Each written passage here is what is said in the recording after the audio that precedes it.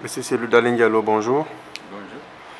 Alors, la violence politique en Guinée a franchi un nouveau cap la semaine dernière quand un cortège funèbre a été la cible d'attaques et de tirs. On vous a suivi, vous étiez très indigné. On a enregistré des morts. Comment aujourd'hui peut-on mettre fin à ces tueries en Guinée? Je pense que ce n'est pas aussi compliqué de mettre terme à ces crimes commis lors des manifestations. Il suffit qu'il y ait une volonté politique, il suffit de mettre un terme à l'impunité pour que l'État assume ses responsabilités. Si chaque fois qu'un citoyen est tué lors d'une manifestation, le gouvernement prend ses responsabilités, ouvre des enquêtes sérieuses, identifie les auteurs et que ces auteurs sont traduits devant les tribunaux, je pense que ça va s'arrêter. Mais tant qu'il y a une impunité totale accordée aux criminels, comme on le dit souvent, l'impunité encourage la récidive. Si le cas de Zakaria Ouattara est bien traité, avec la publicité qui sied pour dissuader toute velléité ou toute intention de tuer impunément des gens, je pense qu'on ne serait pas arrivé à ce chiffre fatidique de 120 morts depuis qu'Alpha est au pouvoir pendant les manifestations. Donc, pour mettre un terme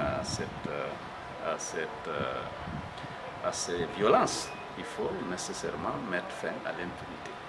Malheureusement, lorsqu'on écoute Alpha Condé, il dira toujours c'est eux qui se tuent entre eux, donc ça ne m'intéresse pas. C'est son discours à Koba la fois dernière. Alors que la vie humaine est sacrée. Le premier droit de l'homme, c'est le droit à la vie. Malheureusement, il n'accorde aucune importance à la vie de ses opposants.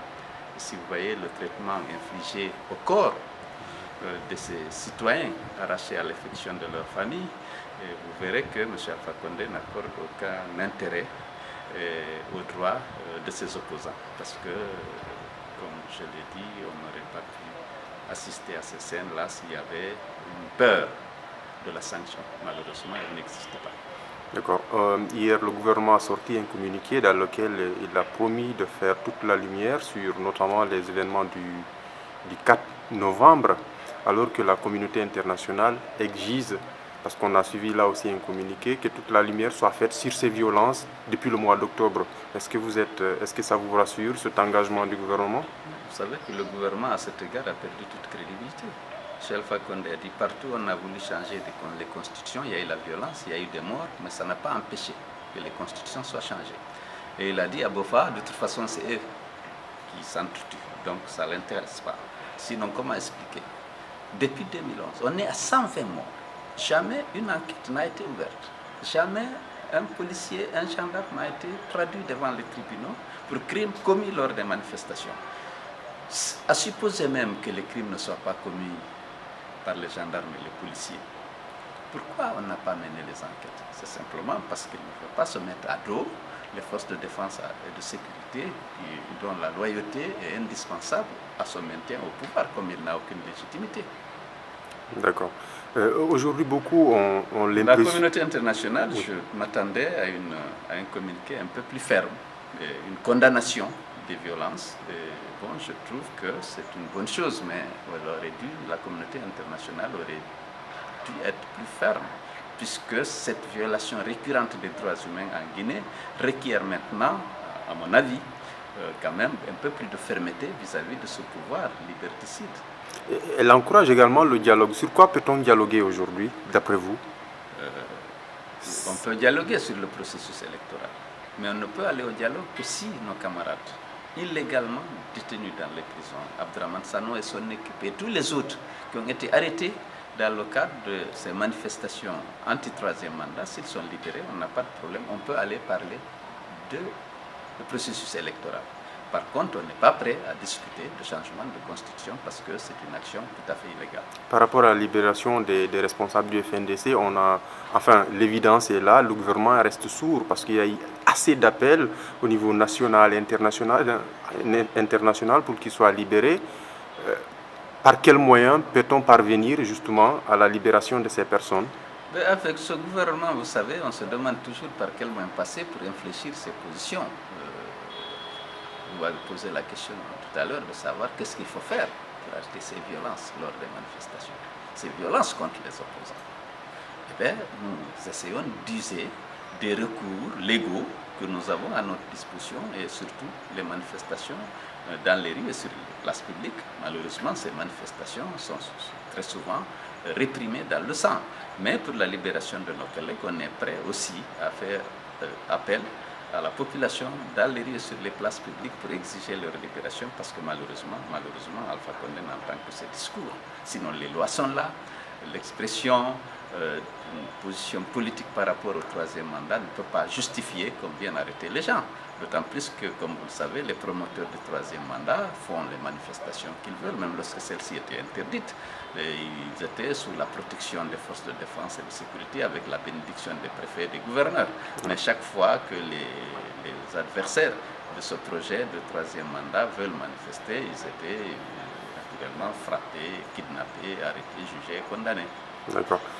Aujourd'hui, on le constate beaucoup, l'impression que c'est une communauté qui est visée dans cette répression, dans ces tueries. Avez-vous la même impression? Bon, écoutez, les gens s'interrogent, connaissant la phobie d'Alpha Condé, est-ce que les gens s'interrogent pourquoi? C'est toujours les mêmes, ils viennent toujours de la même région naturelle. Mais bon, c'est une question délicate qu'il faut peut-être poser à Alpha Condé. Pourquoi? D'accord. Également, dans ce même ordre d'idées, hier on a suivi la coordination de la coordination Alpulaar, et même au sein de l'opinion, face à cette 120 morts, c'est quand même assez trop. Beaucoup pensent qu'une force d'interposition de la CEDEAO ou bien des Nations Unies serait envisageable. Êtes-vous pour une solution ou bien on n'en est pas encore arrivé à ce stade? Bon, ce serait souhaitable, mais pour l'instant, je pense que ce qu'il faut, c'est une volonté politique de ceux qui assument les hautes responsabilités dans ce pays. Ce n'est pas aussi compliqué. Il n'y a pas en fait deux clans. Il y a certes l'opposition qui est réprimée, dont les militants sont tués, les partisans du FNDC qui sont assassinés dans le contexte actuel. Mais c'est une volonté politique qui est, si M. Alpha Condé, M. Kassory Fofana, Ibrahim Akera n'avaient pas cette volonté, on n'aurait pas assisté aux scènes qu'on a vécues. C'est sûr qu'il y a d'abord l'impunité qui est garantie à tous ceux qui portent atteinte à la vie ou à l'intégrité des opposants, parce qu'Alpha n'a pas d'égard pour ses opposants. Pour lui, ses opposants, ce n'est pas des citoyens. On peut en tuer autant qu'on veut, on ne sera jamais interpellé. En tout cas, c'est ce que l'expérience nous montre aujourd'hui. Donc, une force d'interposition, vraiment, ça ne serait pas utile. Il faut faire pression sur Alpha Condé, aussi bien de l'intérieur que de l'extérieur, pour qu'elle arrête de faire tuer ses compatriotes et en garantissant l'impunité à ceux qui exécutent ces instructions. La crise guinéenne, elle a beaucoup de ramifications parce qu'au-delà de la lutte contre le troisième mandat, il y a également le processus électoral lié aux législatives. Vos députés ont quitté l'Assemblée nationale, mais pendant ce temps, la CENI continue de dérouler ses activités et vous réclamez le départ du président de la CENI. Est-ce que vous fléchirez sur cette demande ou bien elle est toujours maintenue?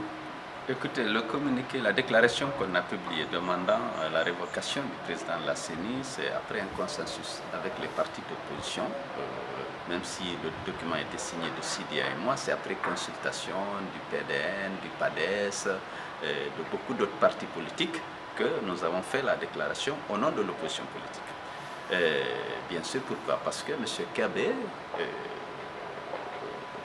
s'est rendu, disons, coupable de la violation de son serment. Il ne s'est pas montré indépendant. Lorsqu'Alpha Condé lui a dit qu'il faut les élections avant la fin de l'année, en tant qu'expert électoral, il savait pertinemment que c'est impossible. Mais il a obéi aux ordres d'Alpha Condé, sachant pertinemment que c'était impossible d'aller au scrutin le 28 décembre.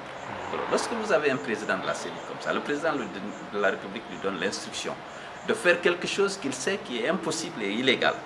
Il le fait quand même. Est-ce que demain, si Alpha Condé lui demande de publier des résultats qui lui conviennent, est-ce qu'il le fera pas?